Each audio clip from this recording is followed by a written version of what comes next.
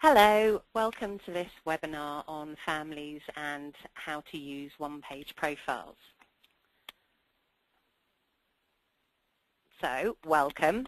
I'm going to be talking for about 20 minutes or so, and if you have any questions during the presentation, then type them into the box on the right and we can answer them at the end of the presentation.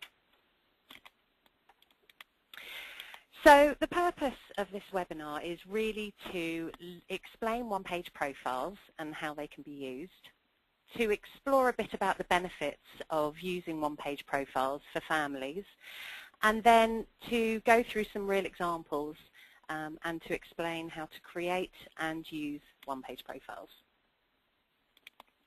So my name is Marianne Selby-Boothroyd.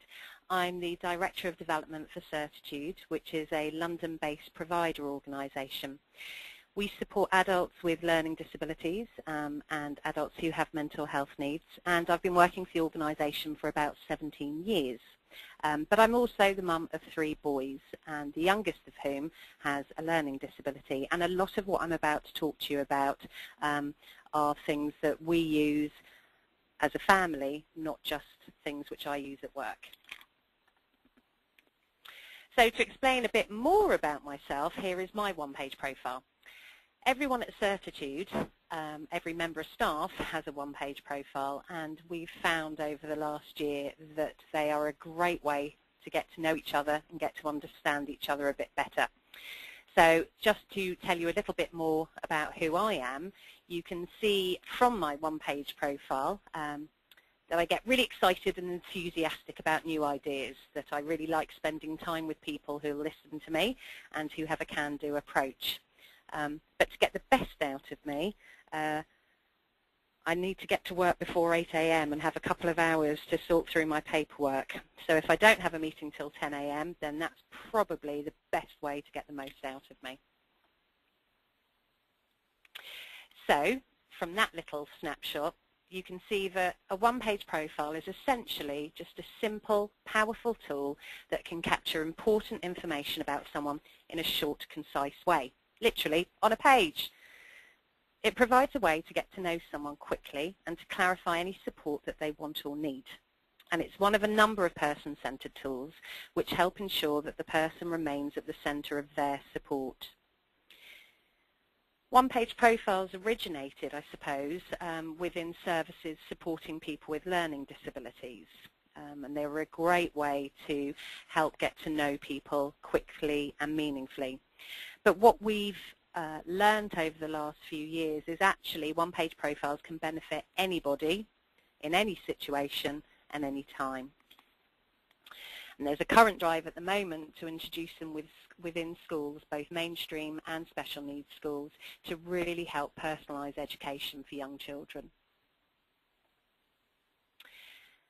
What a one-page profile isn't is another piece of paper. It's not another form to fill in, and it's not just another piece of paper that gets tucked away in a file somewhere, never to be looked at again. As an organisation, we did a piece of work last year where we spoke to a number of families who have children with additional needs. And we asked them about the things that were working in their life and the things that weren't working in their life. And these are a number of the statements that were given to us by families about the things that weren't working for them in being part of a system. So as you can see from the quotes on the screen, one family said, "One size doesn't fit all. Not everybody wants the same things in life, and people with Down syndrome don't need to be lumped together." Another family cited that they found the whole review process absolutely soul-destroying. "All parents I know take weeks to build up to them and then weeks to recover. They only focus on the negatives with nothing put in place to deal with issues. Professionals have an inability to view my son as an individual rather than a diagnosis." For another family, "The lack of diagnosis hampers the support that my child receives. One minute we're told a diagnosis doesn't matter, and then we're told that if he had a label, at least we'd get the support he needs."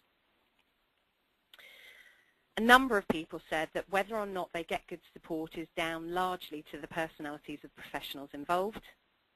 And for many families, the sheer number of medical appointments, meetings, portage, speech therapy, surgery, illnesses, mean that the reality of returning to full-time working environment where there would have been little understanding of a life with a child with a disability was just not possible. These are all some of the negative but day-to-day experiences of many families who are stuck within a system when their child has additional needs. One-page profiles are one way of redressing that balance. And the reason why they can be such a good, powerful force is that they're about the good stuff in life. They're not about what people can't do. They're what about people can do. They're created, developed, and owned by the individual and or the family. They're not a professional document or tool. They're the person's document. They provide the opportunity to get on a page the non-negotiables about someone's life, the must-dos and the must-haves. One-page profiles have a real power in their personality. They're not a generic document. They're not a one-size-fits-all. Every single one-page profile is unique to the person that they're about. They're a great way to place families on an equal footing with professionals. Information becomes reciprocal. And they very clearly set a standard of expectations by which the person and the family expect to be supported. So here's a little bit about the legal stuff. The Support and Aspiration Green Paper has stated that by 2014, children and young people who would currently have a statement of SEN or a learning difficulty assessment will instead have a single assessment process, and an education, care and health plan for their support will be in place from birth to 25. This new plan will afford the same statutory protection as the statement of SEN. The Green Paper says that over the last 3 decades, education, health and social care have changed dramatically. Parents rightly want much more convenient, personalised services over which they have greater control, and professionals' understanding of best practice has moved on. In practice, what does this mean? Well, there are Pathfinder sites across the country who are currently working with children and families to design and test out these birth to 25 plans. The focus and the emphasis of these Pathfinder sites is on using person-centered approaches, including one-page profiles, to develop plans that maximise choice and control for the young person and their family. In essence, there are 3 parts to a one-page profile. Without these 3 parts, you don't have a one-page profile. And they're quite simply what people like and admire about the person, what's important to the person, and how best to support the person. And as I go through each part, I'm going to talk from the perspective of the one-page profile being about a child and the family supporting the child to fill it in. However, the one-page profile can be used by anyone and everyone. So, the first section of a one-page profile is about the things that people like and admire about the person. And this section is so important. As you yourselves may well know, that people can find it hard to see beyond a disability or a diagnosis. So by describing the personality traits and characteristics that are unique to your child, you are helping them and those around them see beyond the label. When completing this section, it'd be really good to think of getting at least about 5 good quality statements about your child. And don't just do it yourself. Ask their friends, their family, their teachers, what do they like and love about your child? What are the things that your child is most proud of about themselves? What are you most proud of about them? It's really important to use positive, strong statements. try to avoid using words like generally or usually. These tend to undermine the strength of what you're trying to get across. And be specific. Be as detailed as you can about the things that people love about your child. The second section is about what's important to the child. And this section is the one that provides a great way to get to know a child more meaningfully and more quickly. It makes sure that the views of your child are heard loud and clear. Often, when a child has additional support needs, it can be really easy to get caught up in and prioritise what keeps them healthy and safe. And it can be really easy to forget about what is important to them. The things that make them happy can get forgotten and lost. So, when you're looking at this section, think about your audience first of all. Who's going to be reading this profile and why? Are you doing this profile for a specific reason? Is it for school, a hospital appointment? Is it for the childminder? Work with your child to think about what matters to them in that environment. One way of doing this is to think about what makes a really great day for your child or what makes a really bad day for them. This is a good way to draw out from them the things that are important to them. The detail here is really important. So if your child loves songs, which ones? You don't want them to be listening to Metallica when it's actually Peter Andre that they love. If their favourite snack is crisps, what flavour? And you need to update the information regularly so it remains meaningful. Otherwise, you're potentially setting them and those around them up to fail. The third section of a one-page profile is how to support the person. And this is the section that's about making sure your child is healthy and safe. The information that you put in here means that if someone else is supporting your child, they can do so confidently and well, and you can feel confident in that happening. So, here you need to ask those that know your child well to give some input. So, for example, teachers are a great position to identify the support that your child needs when at school. This might have a very different perspective to what you might think helps them when they're at school. You need to keep the detail in. This is about keeping a child safe and well and having good support. So you need to be clear and unambiguous in making sure that there is consistency. One way to check this is to ask someone who doesn't know your child well to read the information and to ask them, does it make sense to them? Would they now feel confident about knowing what is important to and for your child and supporting them if you weren't there? So, where can you use one-page profiles? I think it's more a case of where can't you? For children and for families, they're great to use when you start with a childminder. For nurseries, for schools. We've seen children and young adults start to use them for college applications and to form as the basis for CVs. They're particularly great when supporting children who have perhaps complex health needs and who spend time in hospital or having various consultant appointments. They're a good way to help a child feel included within activities and clubs, and of course they're a great way to help someone get to know your child within a respite or short break setting.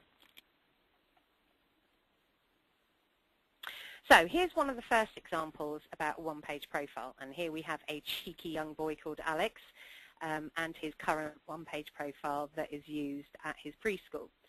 One of the great things about this is it's not just his family who've given information about what they like and admire. It's his friends have started to talk about what they like about Alex as well. And this is one of the things I've discovered that may be the case for other families. When you have a child with additional needs, they perhaps don't make friends in the same way or as early as perhaps other children. And it becomes really hard to hear that feedback about who they are and what they're like with other friends. So asking the preschool to get involved and to give information about what the other peers at the preschool like or admire about your child is a lovely way to hear the good stuff that you might not hear otherwise. Within the what is important to me section, there are some very clear, specific things that are unique to Alex. So one of the things that he's got down there is that he has to have tomato ketchup at meal times. Now, there's an additional bit of detail there, which is that he likes to put it on the food by himself. If you don't know that, and you take control and try and do it yourself, he'll end up irritated, and you might end up being covered in ketchup. So it's a quick one-liner that helps, hopefully, ease that situation. Further on down, under the How to Support Me section, you can see, and you would know this if you were in a room with Alex, that he feels very confident walking. What you might not know until there's an accident is that he can't walk upstairs independently, and that he has a delight in stopping walking suddenly and sitting down. He doesn't mind if that's in the middle of the road, but you may well mind that if you don't know it. So again, in 2 lines, you've been given clear, succinct information about how to support Alex and keep him safe. We have another one-page profile, and this is about someone called Freddie. And one of the different things you can see here is how it looks completely different to Alex's. And again, this is another example of how one-page profiles are unique to the person. They are not a generic document. So everything on this page and the illustrations are all about things that matter to Freddie. What the family have also added here, which is really important, is things about what matter to the family. So as an example, they've said, please don't use the word Downs to refer to Freddie or call him a Downs child. He's a child with Down syndrome. Now that might just sound like semantics, but that's really important to the family. If you know that and you use the language and the terminology that are respectful to that family, your relationship is far more likely to get off to a good start. We've got here an example of how somebody has used this within a school setting. So Jacob has created his own one-page profile, which he's used to start Year 5 with.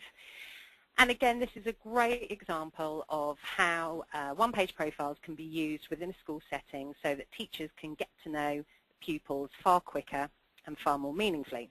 So giving this on day 1 means that Jacob's teacher now knows that he knows loads about films. So if they want to make a connection with him quickly, all they have to do is ask him a question about the latest film that might be out.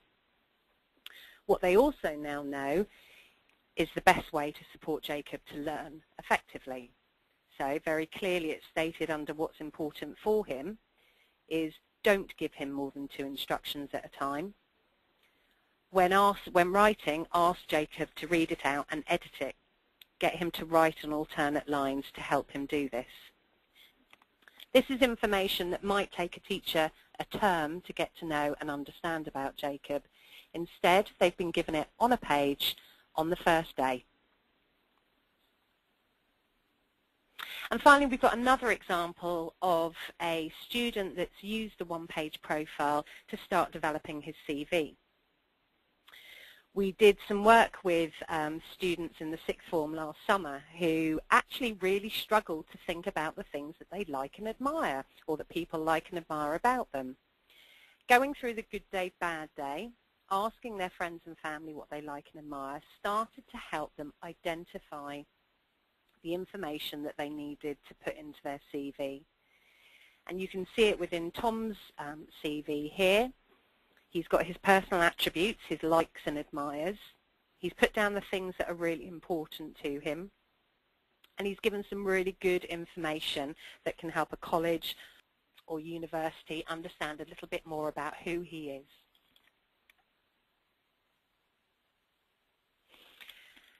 One-page profiles don't just have to be used by individuals. They're also a great tool for families to use to set out the way they want to be supported. So we can see an example here actually of our one-page profile. One of the things that we pointed out that's important to us is that we have lots of different interests. There are lots of us in the family who like doing different things. Being able to do that matters to us, and being able to do it separately as well as doing things together as a family is important. When you go down to how to support us as a family, there are things that we're making clear right from the outset. So the first is that when we're in any meeting, maybe about Alex, the purpose of it needs to be clarified and agreed at the start so that we all understand and agree what we're trying to achieve. Everyone needs to see all relevant paperwork in good time before the meeting takes place. And this is something as a family we feel very strongly about. If we haven't seen the paperwork, the meeting becomes about the paper, not about Alex, and that isn't the purpose. We've also set out the fact that both Alex's father and mother work full-time, so meetings and appointments, if they can be at the beginning or the end of the day, suit us and help us much better. That doesn't mean we're expecting every meeting to be at the start or the end of the day, but by giving professionals that information in advance, we're helping get the most out of every situation. So, when and how can you start using one-page profiles? Well, the first thing is you're never too young or too old. I've seen babies, tiny babies have one-page profiles. They're great to introduce perhaps when starting something new. So when your child might start at a childminder perhaps, or maybe Portage. When your child starts school or nursery, or changes from year to year. You can introduce them as part of the review process that your child might have. And you can update them as part of the review process. So what we find is that some people have reviews, and at the start of the meeting, everybody present says something that they've really appreciated or admired about the child that's happened over the last 6 months. This is a great way to update the profile on a regular basis. Again, involve the people around you. So periodically ask your family and friends what they have noticed recently about your child, what they really love about your child, and just use it to update the profile. Get the school involved, get the nursery involved, ask them their views and their opinions. Some more general top tips. Don't do this on your own. If you only write down what you think, you only have a one-page profile about your child from their mum or dad's perspective, and that isn't the whole of a child. So really involve family, friends, teachers. Get as holistic a view of your child as possible. Think about the purpose and the audience. You may end up having one-page profiles for different situations. What's important to a child when they're in hospital may be very different to what's important to them when they're at school. So have a one-page profile for each situation. Get someone to check it for you. Get someone who doesn't know you well to check it for you. If they can understand the information in there and they feel confident about the information in there, then you know you're on the right track. And personalize it. Put in photos, put in graphics or pictures of things that are important to you or your child. Make it unique and make it personable. Are there other things out there? Yes. So, as I explained at the beginning, one-page profiles are just one way of using person-centered approaches, and there are other tools and information that you can use that help build up a picture and a profile of you or your child that can mean their support is more personalized.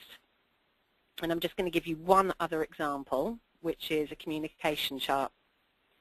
A communication chart is a great thing that can be added to a one-page profile and is particularly useful if somebody doesn't communicate verbally. So this is Alex's communication chart, and this tends to go with his one-page profile and is used within any setting he might be in. So